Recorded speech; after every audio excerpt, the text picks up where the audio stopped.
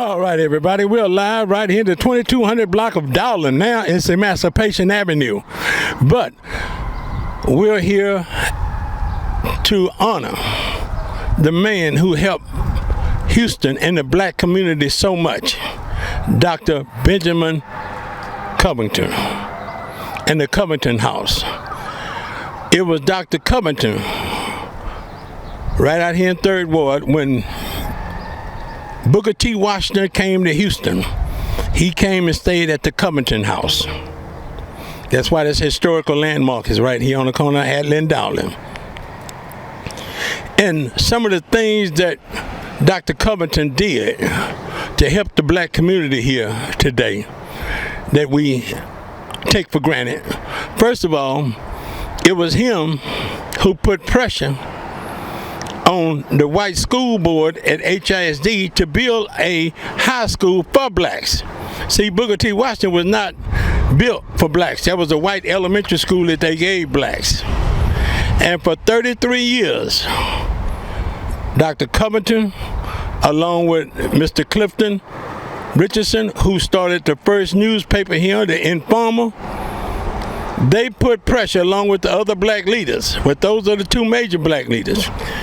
They put pressure on HISD to build a black high school. And they finally did it in 1926 when they built the school out here in 3rd Ward. And it was Dr. Covington along with Mr. Clifton Richardson, who owned the Houston Informer, which was the first black newspaper here, along with the other black leaders, to make sure that they named that brand new school at 2610 Elgin, to make sure they named it after a predominant black figure who did something in the black community in Houston, and that was no other than Reverend Jack Yates. Because it wasn't the HISD just thought about sending us something up for Jack Yates. No, they was pressured to build that new school, to take some of the load off of Colored High. Because see, Colored High was the only high school we had here in Houston from 1893 up until 1926. That means all the people that lived in 1st Ward, 3rd Ward, 4th Ward, 5th Ward, 6th Ward, they all had to come to Colored High, which was out there in 4th Ward, and later on became Booker T. Washington. But now, it was also Dr. Covington and Mr. Richardson to make sure that they named that after a local black who have did so much for the black community in education, and that was Reverend Jack Yates. That's the reason why you got Jack Yates School. Not the white folks gave us that. No, we worked for that.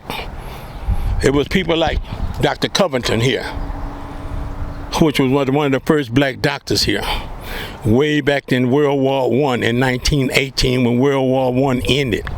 Dr. Covington was out here fighting for us here in Houston in the black community.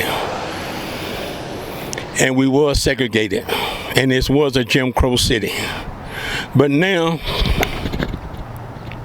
that following year, Dr. Covington and Mr. Richardson, along with the other black leaders, put pressure on the Houston School Board to make sure that they changed that name, Colored High.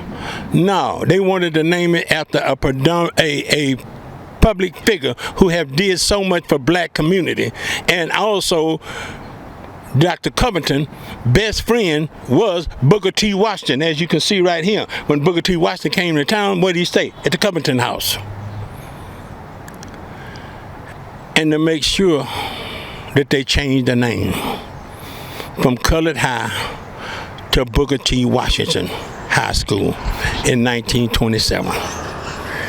Thanks to Dr. Covington, along with Mr. Richardson, who had the first newspaper here, which was the Informer, and one of the person who worked for Mr. Clifton Richardson was no other than Julius Carter. And Julius Carter started his own paper in 1960, and it was called The Forward Time.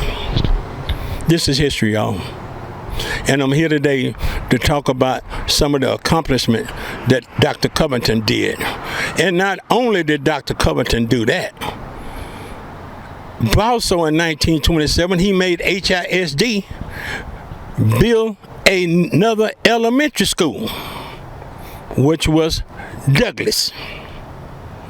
And that same year, he put pressure with the help of Dr. Ben Taub, well, Mr. Ben Taub, he wasn't a doctor, along with the mayor of Oscar Holcomb, along with Roy Cullen and his wife Lily Cullen, along with Jesse H. Jones, who owned the Houston Chronicle and also Channel 13 radio station and a television station and KTRH radio station. He got all the white people together and told them that we need, here in Harris County, need a hospital for blacks so we can work out of. Because black doctors could not work out of white hospitals. We couldn't even go to white hospitals. That was the Jim Crow law. And got with the Harris County commissioners. And one of the people who was on the board of the Harris County was no other than Mr. Squatty Lyons, who they named Lyons Avenue after. Harris County commissioner, and told them, let's build a hospital for blacks. And that was in 1927. And that hospital is called the Negro Hospital. And later on in 1965, Dr. John B. Coleman added on to that and pulled the interest to Ennis from Holman to Ennis and renamed it the Riverside Hospital. But now, when you look at the beginning of it, it all stimulated to right here, Dr. Covington, and how strong he was to be able to risk his life so that us blacks today that we live and take for granted made a way for us. And again, it wasn't the white school board decided to make that school Jack Yates. No, it was people like Dr. Covington and Mr. Richardson, along with other black leaders, put pressure on HISD to name that after a local black had did so much for education, other than the Reverend Jack Yates, which was the minister at one time of Antioch Baptist Church.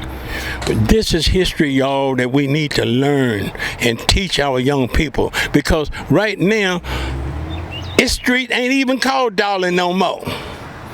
It's called Emancipation. They did away with our black history. All these god doggone Negroes. Dick Darling was a slave. And every god doggone city, every street in the city is named after a slave owner. If you're gonna change the name from Darling to Emancipation, you might as well change the name from Sam Houston and name it another damn city, because he was a slave owner too. Now what you gonna do about that? All you Negroes who talk about take Darling and change it, they change the name. They changed our history, y'all. And that's why I'm here today. Try to save the little history we got. And let the young people know. People that were like Dr. Covington, Mr. Richardson, along with other black leaders, Dr. Bowie, all them people came together and put pressure on the white school board to build a new black high school. And that was Jack Yates. And they didn't build another high school later until 1950, and that was Phyllis Wheatley. Because Phyllis Wheatley on Lyons Avenue and Gregg, that was an elementary school that they gave to blacks. So don't get it twisted. For you people out there in Fifth Ward, that was the original Wheatley, but they did not build that. The first school, that HISD high school that HISD built for blacks, was in 1950, and that was Phyllis Wheatley at 4900 Market Street.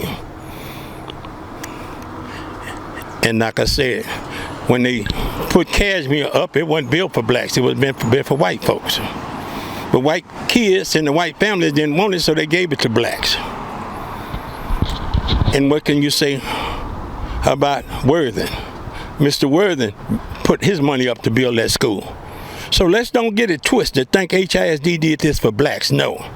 We had leaders such as Mr. Covington, Mr. Richardson, Dr. Bowie, along with Mr. Evan E. Worthing, who opened up the door for us to get these other black schools. And then it also, when they built Cashmere High School, they built it for whites. Let me just show you how racist this town was. When the contractors that HISD hired to build that school, which was meant for whites, which was called Cashmere High School, once the contractors found out that they were going to convert that school over to a black high school, do you know they quit the job, cancel the contract with HISD, and HISD had to go out there and get some new contractors. And when they opened up Cashmere, the school wasn't completely finished until 1958. Even though they opened the door in 57, but it wasn't completed until 1958 because the first contractors, they quit. They found out they was going to turn the school over to blacks, so they left. They canceled a contract with HISD. And Cashmere Garden was predominantly white neighborhood. It was an exclusive white neighborhood. All the blacks stayed in Trinity Garden. But in the late 50s, blacks started moving from Fifth Ward to Cashmere Garden because they started getting good jobs after World War II. Ended in 1947. They started getting good jobs and they started saving money to buy them a home. And that's why they could afford to move from Fifth Ward to Cashmere Garden. And the white folks didn't like it. But blacks was having that kind of money where they could move out there. And then later on, blacks in Trinity Garden, they were saving their money to move into the new black neighborhood, which was called Cashmere Garden. By this time, the white residents in Cashmere Garden told HISD, we don't want that goddamn school. You can give it to the black folks. We out of here. That's why it became Cashmere Garden Junior and Senior High School. And when they did have to do something, they had to shuffle around so that they wouldn't bring in Dr. Covington and the black leaders to make sure that they didn't bring a black from out of town to come in to run that new Cashmere school because it was black.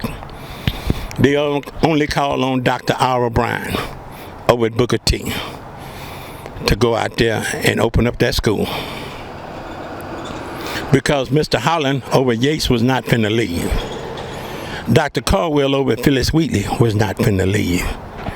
But they needed a black local principal to go out there and open up Cashmere Garden. And that's why Dr. Ira Bryan took on that responsibility. Because Dr. Caldwell and Mr. Holland told him, please go out there. Help these black kids out there in Trinity Garden so they don't have to run way on Market Street in Fifth Ward to get a high school diploma.